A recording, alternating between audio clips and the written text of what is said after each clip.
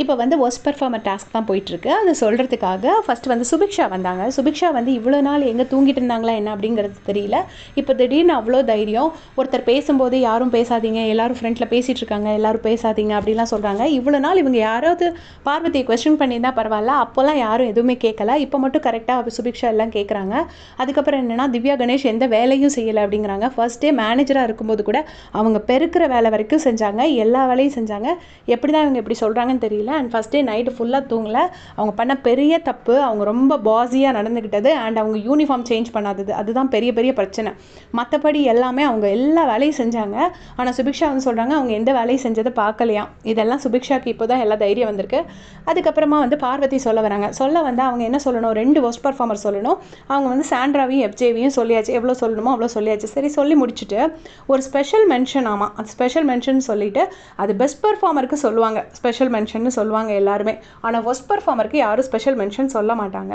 ஆனால் இவங்க வந்து ஒர்ஸ்ட் பர்ஃபார்மருக்கு ஸ்பெஷல் மென்ஷன் சொல்லிவிட்டு திவ்யாவை சொல்லிவிட்டு திவ்யா சொன்னாங்க இந்த மாதிரி அவங்களுக்கு கொடுத்த சப்போர்ட்டை எனக்கும் கொடுத்துருந்தா நானும் நல்லா பண்ணியிருந்திருப்பேன் அப்படின்னு. அதாவது அசிஸ்டன்ட் மேனேஜராக பார்வதி வந்து மற்ற 2 மேனேஜர்ஸ்க்கு மற்ற சபரிக்கு கொடுத்த சப்போர்ட்டை இவங்களுக்கும் திவ்யாவுக்கும் வினோத்துக்கும் கொடுத்துருந்தா நாங்களும் நல்லா பண்ணியிருப்போம், விக்கல்ஸ்க்கும் கொடுத்துருந்தா நாங்களும் நல்லா பண்ணியிருந்திருப்போம்னு சொல்லி திவ்யா சொன்னாங்களாமா. அதுக்கு இவங்க வந்து ரிப்ளை பண்ணுறாங்க, நான் உங்ககிட்ட பேச வந்தேன், நீங்கள் முதல்ல மேனேஜர் ஆனவுடனே முதல்ல நான் உங்கள்கிட்ட பேச வந்தேன். ஆனால் நான் பேச வரும்போது நீங்கள் என்னை பேசவே விடலை, நானே யாரையும் பேச விட மாட்டேன் அப்படின்னு சொன்னோடனே எல்லோரும் பயங்கர கிளாப்ஸு.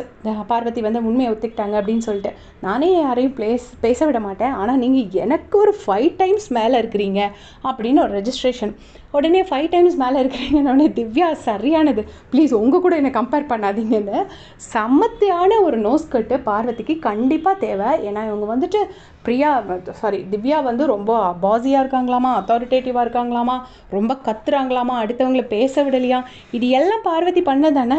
இது அவ்வளோ கம்ப்ளைண்ட்டு திவ்யாவுக்கு சொல்லுங்கள், ஓகே. ஆனால் இது அவ்வளோ பார்வதி பண்ணுறது தானே. பார்வதி பண்ணுறது எல்லாமே எப்படி இருக்கும்னா அப்படியே ஒரு மிரர் வச்சுட்டு பேசுகிற மாதிரி தான் இருக்கும்.